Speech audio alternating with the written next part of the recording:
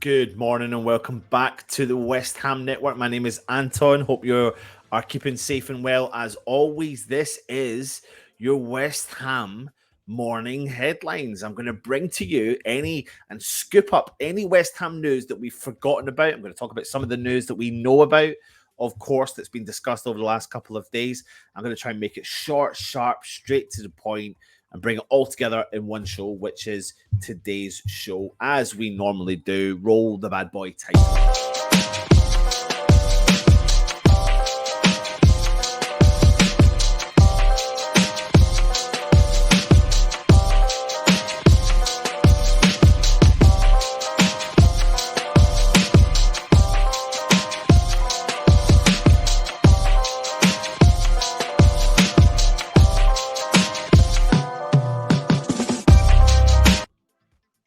So like we always do, we like to ask you, if you are new around here, to please make sure you do hit that subscription button. Whatever device you are watching on, just hit that little subscribe button, because we're on the march towards 20,000 subscribers.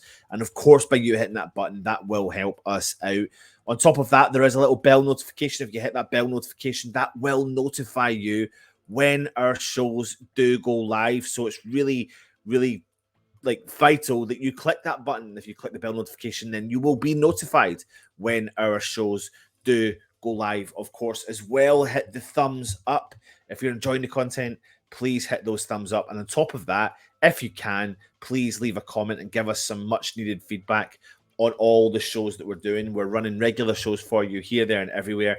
You name it. It's all about the West Ham content at the moment. So please do that. If you're interested in becoming a channel member, you can also hit the channel membership option. There are several options you can join, a couple of tiers, and we're running regular competitions on there as well. However, I'm going to get started, get straight into it, because we've got a lot to get through. So first up, several reports are saying that West Ham are back involved and interested in Blackburn Rovers striker Brereton Diaz. Now, I did report to you over the past couple of weeks that I thought another one bought the dust in terms of Diaz, because he was about to sign for an Italian club, but that deal looks like it's fallen through, and Blackburn are looking to sell. Apparently, they're happy to see him go, not because they want him to go, but because of the transfer fee that he can bring in, and they're slapping a minimum of £20 million price tag on him. And now his former manager, Tony Mowbray, who was the manager of him when he was there, said he's an extraordinary player.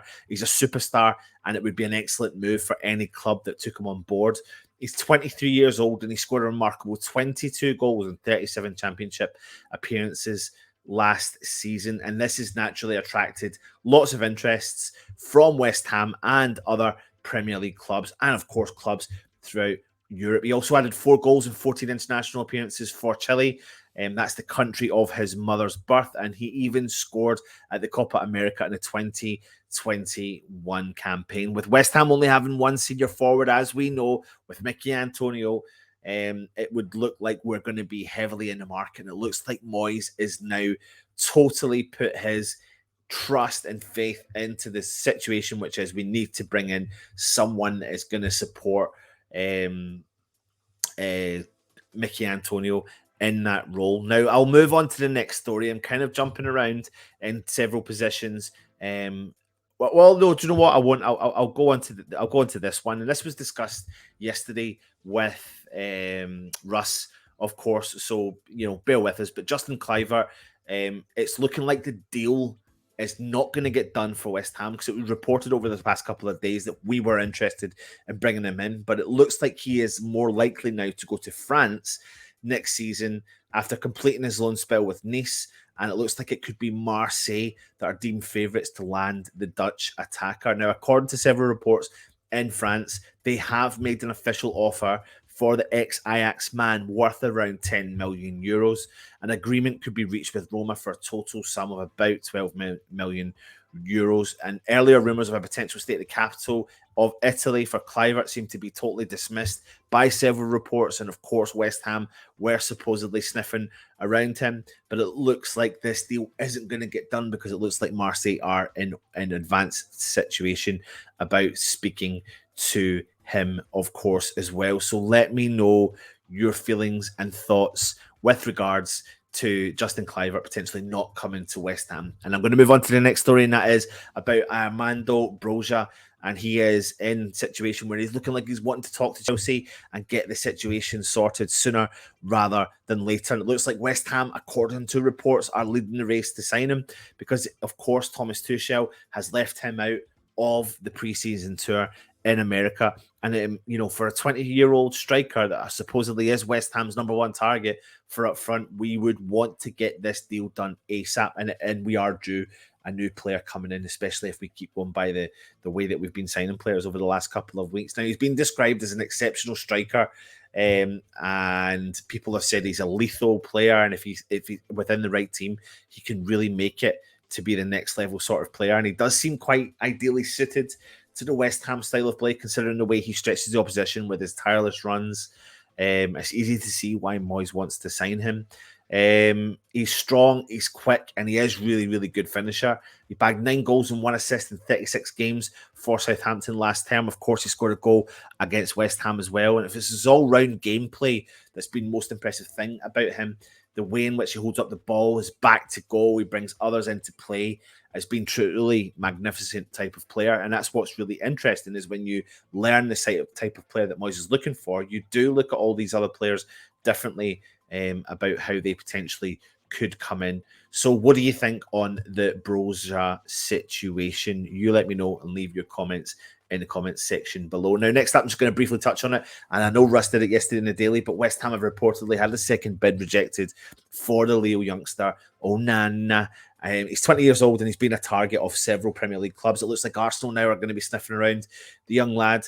But he apparently, according to reports, Moyes hasn't given up hope of signing him, but I think the valuation between West Ham and Lille is just dramatically levels apart, and Lille are looking for upwards of 60 million pounds, and West Ham are not going to pay that for the midfielder. And like I said, it looks like Arsenal are potentially keen on signing the youngster.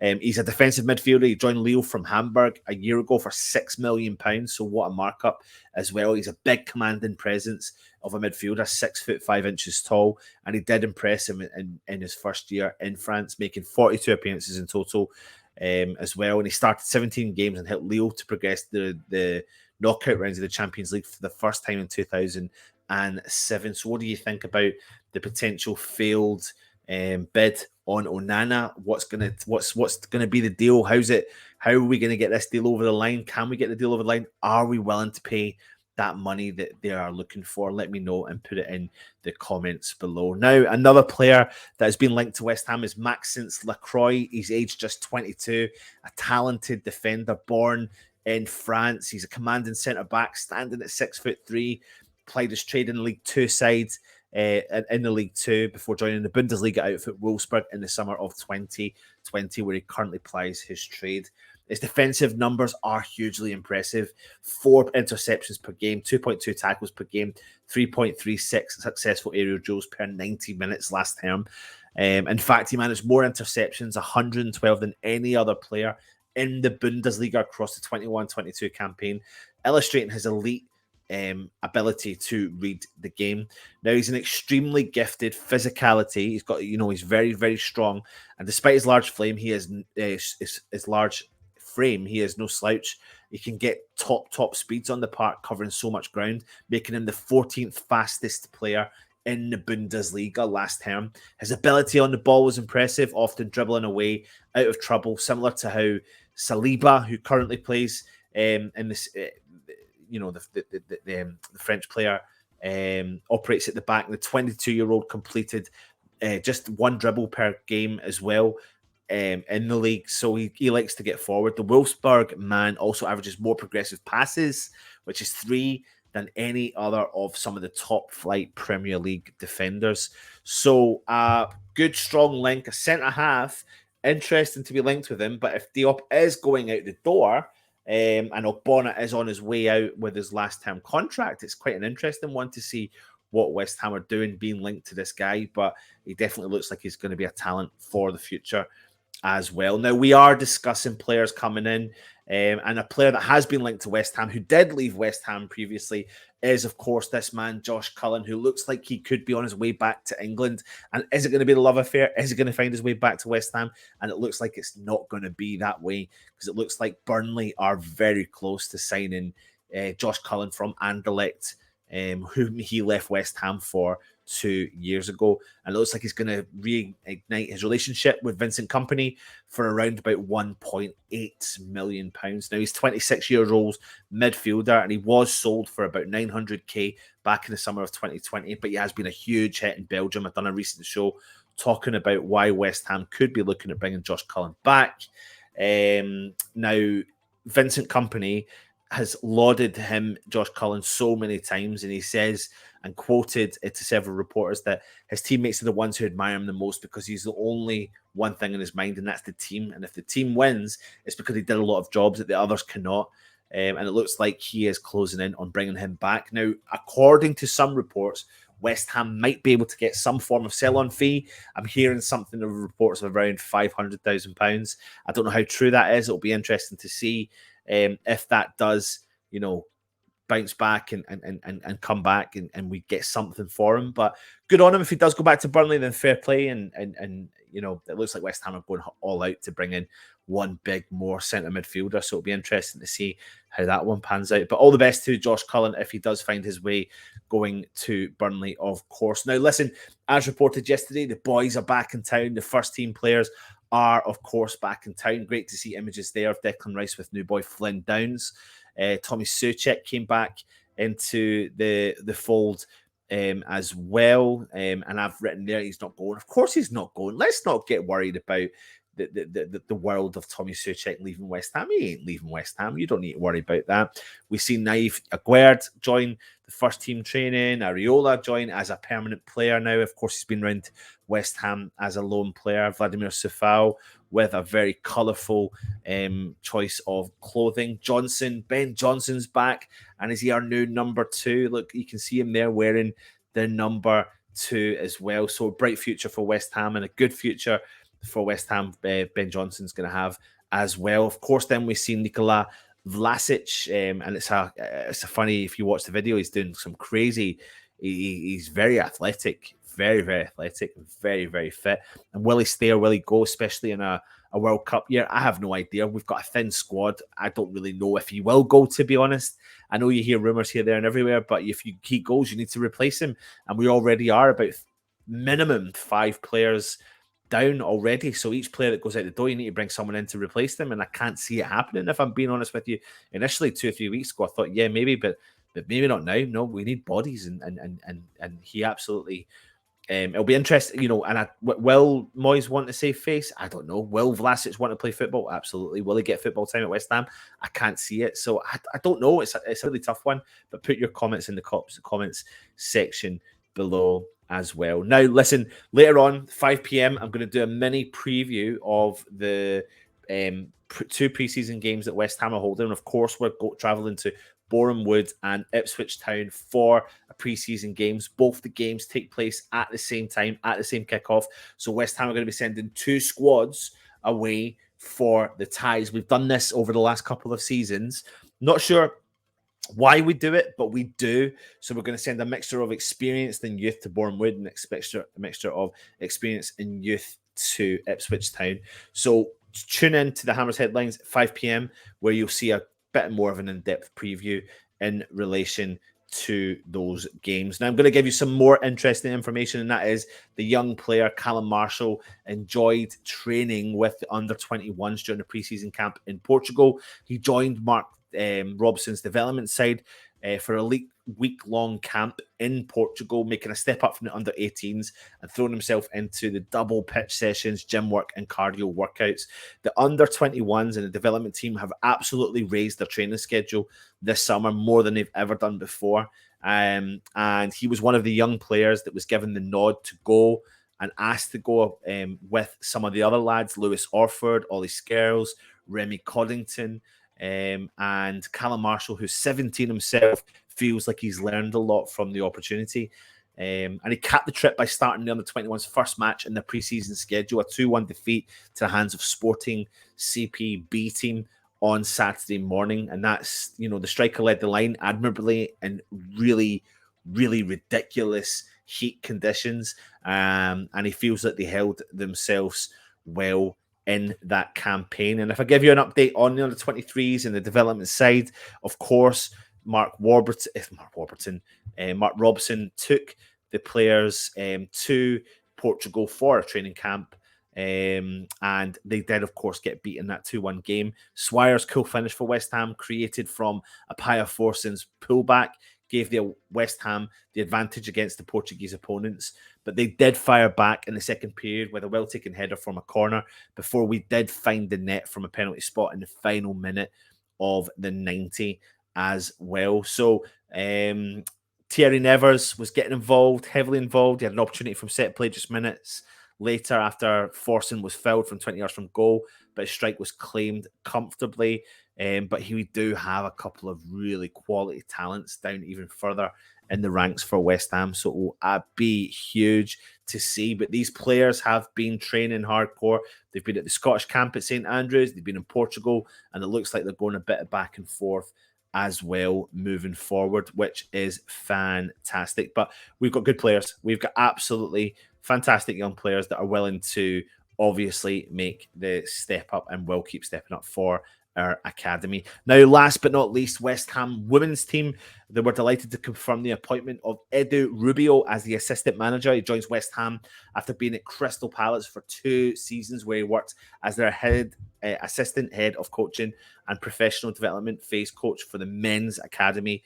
He's a UEFA Pro licensed coach, also experienced in the Football League, having previously held the assistant manager position with Crawley Town in 2019. Before that, he spent 4 years with MK Dons as a senior professional development coach, where he oversaw the under-18s and under-23s during his time in the men's academy. He won under-23s league and cup, helping to contribute a successful spell for the club, having several academy players making their debuts and establishing themselves in the first team. He has, throughout his coaching career, 15 plus years. He's held roles at Chelsea's men's academy, Valencia, the Nike Academy, and the FA. So there you go. There is your morning short, sharp, straight to the point headlines. Hope you've enjoyed it. Please make sure you do join me at 5 o'clock for our Hammers headlines, where we'll be giving you a bit of an insight into the preseason games we've got coming up later on. It'll be interesting to see who goes where and how we line up, and they're coming thick and fast, as you can imagine, as well. But as we always do, if you are new around here, please do hit that subscription button. It really does help us out. Hit that button there, and then there's a little bell notification that will notify you when our shows do go live. Again, if you're interested in becoming a channel member, click the join option on the channel. But at the end of the day, go and have a good start to your day. Hope it's not too warm for you. It's terrible sleep last night, and it's going to be like that again over the next couple of nights. So try your best to get nice and cool in bed and stay safe, and come on, you Irons.